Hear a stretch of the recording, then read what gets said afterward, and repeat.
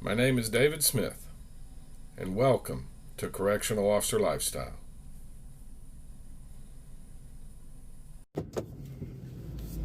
Morning, folks. It's David Smith at Correctional Officer Lifestyle.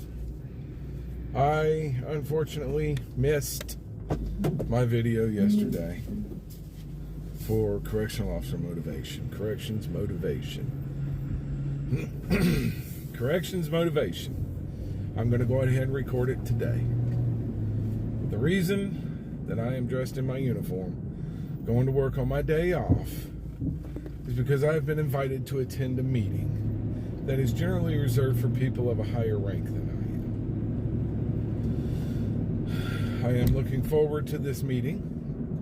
I'm hoping that this helps to advance me in my career, which is where I am coming from with my correctional motivation today. There are 3 types of correctional officers that I can rightly pinpoint on the top of my head. Now, I'm not talking about the way you perform your job. I'm talking about the way you look at your job. There's 3 types. There's 3 ways to look at your job. 1 is to be content and happy with the job that you do each and every day. My dad happens to be one of those people. My dad is a correctional officer. He has been a correctional officer with the exception of the 3 weeks after he made sergeant and then voluntarily demoted back to correctional officer. He has been a correctional officer with the exception of 1 year break-in service since 1991. He is content. He is happy. He moved up through the ranks in the Navy. He didn't feel it necessary to do so in the department. He's happy. He's content. That is a good correctional officer. That one is going to do you the best job he can because he's happy and he's content. The second type of correctional officer is the correctional officer that doesn't move up through the ranks because either 1, he doesn't want to, 2, he is afraid to, or 3, he is incapable of moving up through the ranks. If you are that correctional officer and you are discouraged, okay? I don't want to move up through the ranks because I see how they treat you. I don't want to move up to through the ranks because I'm afraid that if I go up in rank, I'm going to lose any status that I might have. Good days off, good shift, going from days to nights, whatever. Or I keep getting passed over for promotion. I'm going to give you advice from somebody who is the poster child of waiting too long in the department. I waited for 13 years to make sergeant, and I did so because of the second reason and the third reason combined. I got passed over for sergeant 16 times. Once I got passed over for sergeant 16 times, I no longer wanted to play ball with them. And I pulled my paperwork and I didn't go up for promotion for the next 7 years. Don't do that. That's stupid. Yes, I'm calling myself stupid. That's stupid. The third type of officer, the third way you can look at this career is to go up in rank. Everybody I talk to that is a sergeant about making lieutenant, 9 times out of 10, they're going to tell me, I don't want to put on a white shirt because I see how they treat you. I don't want to put on a white shirt until something changes. I don't want to put on a white shirt because I feel like I would be spinning my wheels. I don't think it's a good career. There's a number. I won't get any overtime. There's a number of reasons people don't put on a white shirt. Let me tell you something, okay? There's a lot of people leaving to go make more money in Santa Rosa County Jail, Santa Rosa County Sheriff's Office. They're going to get that money, okay? I got money and I never left the department. I got money and never left the department. I went up in rank. I did. I went up in rank. It's great. Folks, I'm going to pause this video. I'll pick it up when I get back. Going in for a meeting. See you on a few.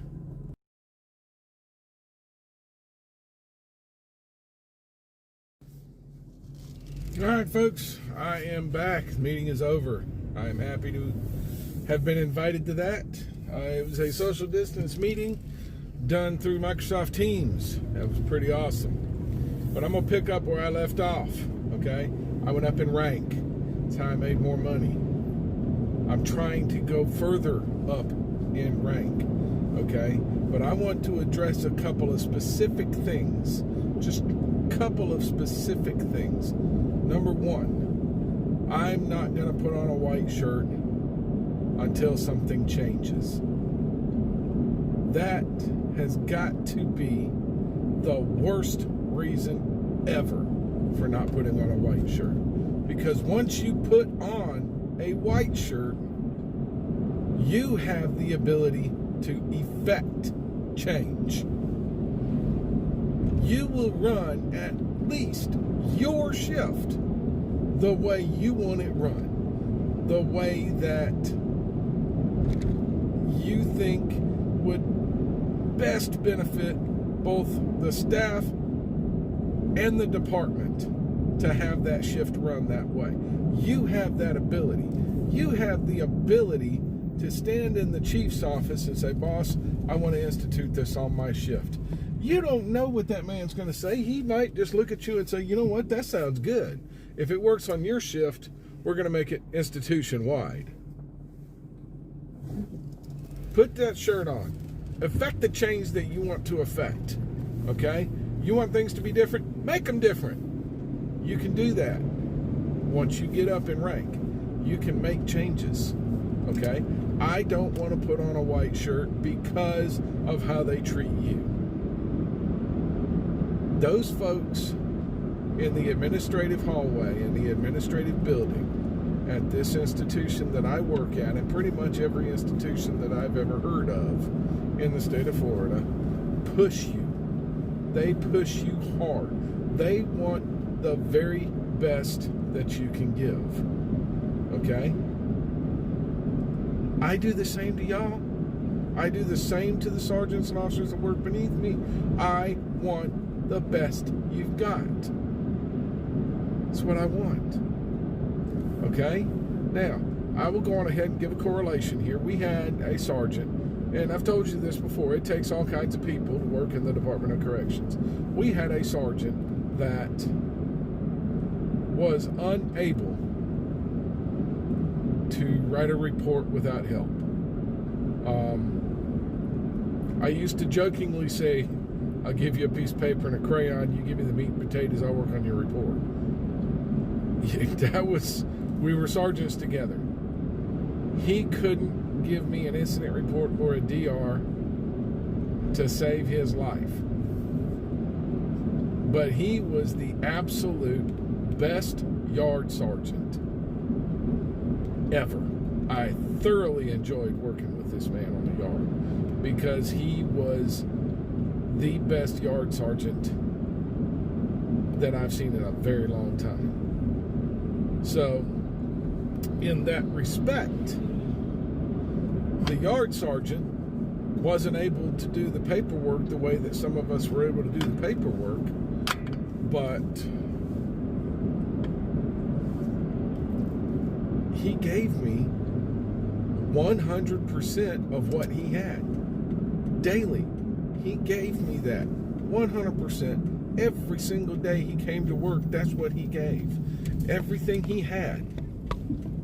And then I've got another sergeant that is he's got the yard sergeant mentality, but he can also write DRs. He can also do all the paperwork when he's done. He's got an emergency preparedness mindset. I mean, he's the rock solid ace on the shift.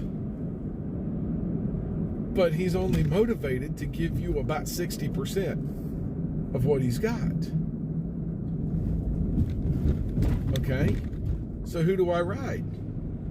I'm not going to ride that yard sergeant that's out there doing his level best. He's doing everything to the best of his ability. I'm going to ride that person that is only giving me that 60% because I see more. I see how great that man can be, and I want more from him because I want more for him. So, you know, I don't want to put on the white shirt because I see how they treat you. Well, they treat me the way that I treat y'all. They want my best. They want the very best that I can give them. And I'm about doing that. I'll give them my very best. Will you? Come on, people. It's really not that hard. From the time that you're from the time you walk through the fence and get behind the fence to the time you walk through the fence to get outside of the fence, give it your best. Give it 100%. Give it all you got. Lou Holst famously said, anybody that doesn't know who Lou Holst is a former head coach of Notre Dame football. One of the winningest coaches in college football. He famously said in a speech, a commencement speech, if you want to fail, fine. That's what's great about this country. You have the right to fail if you want to fail. What you do not have the right to do is cause everybody else around you to fail because you did not give your very best at everything you did every day. I cannot say it any plainer. Okay? If you want to fail at your job, you have that right. We are in a free country. You absolutely have that right. You do not have the right to make the people around you fail because you do not do the very best you can do every single day. Get in that mindset, people.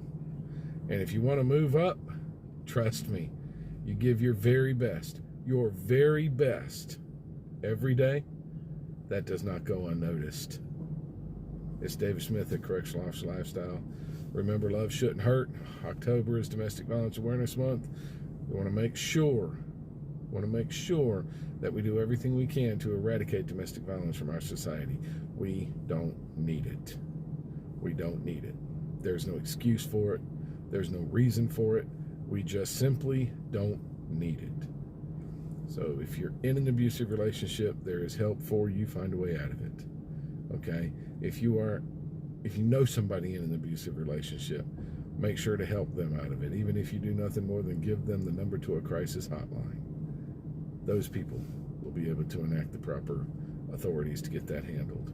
If you know the abuser in an abusive relationship, please remember the worst thing you can do is nothing. Say something to somebody. And if you are the abuser in an abusive relationship, there's help for you. First thing you have to do is admit you have a problem. Second thing you have to do is admit you need help. Third thing is ask for help. There will be people to help you. If you like the video, please hit the like button. If you want to see more, hit that subscribe button. Make sure you hit that bell for notifications when I post new videos. And please leave me some feedback. Leave me some feedback, even if you're just arguing with me. I'm good with that. Leave me some feedback. Let me know what's on your mind. Hit me in the comments.